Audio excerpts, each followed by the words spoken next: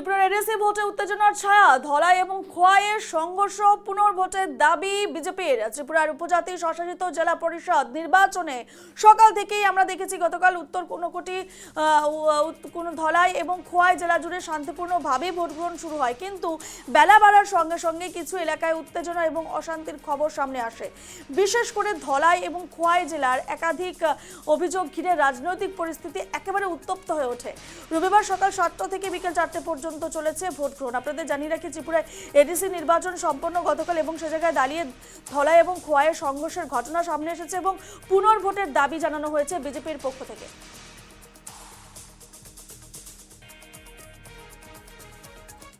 12টার সময় 11 মহারানী তেলিয়ামুড়া কনস্টিটিউয়েন্সি নন্দকুমার স্কুলে, যেটা 11-র 5 নং পোলিং স্টেশন, সেখানে আমাদের কর্মীর উপর মথার কর্মীরা আক্রমণ সংগঠিত করে এবং আক্রমণ এতটা তীব্র ছিল যে এই আক্রমণের কারণে আমাদের 3 জন কর্মী বর্তমানে খোয়াই জেলা হাসপাতালে। তারা প্রথমে আমাদের তুলাসীগড় হাসপাতালে সেখানে চিকিৎসা নিচ্ছিলেন, তখন ডাক্তার উন্নত চিকিৎসার জন্য এখানে পাঠালেন।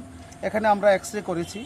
এক্স-রে করার পর আমরা দেখলাম যে তারা সিরিয়াসলি ইনজুর্ড। একজন জেনসন দেববর্মা, যার হাত ভেঙেছে, এবং আমাদের ধীরেন্দ্র দেববর্মা, তার মাথা ফাটানো হয়েছে, এবং আরেকজন শঙ্কর দেববর্মা, তাকেও প্রচণ্ডভাবে মারধর করেছে।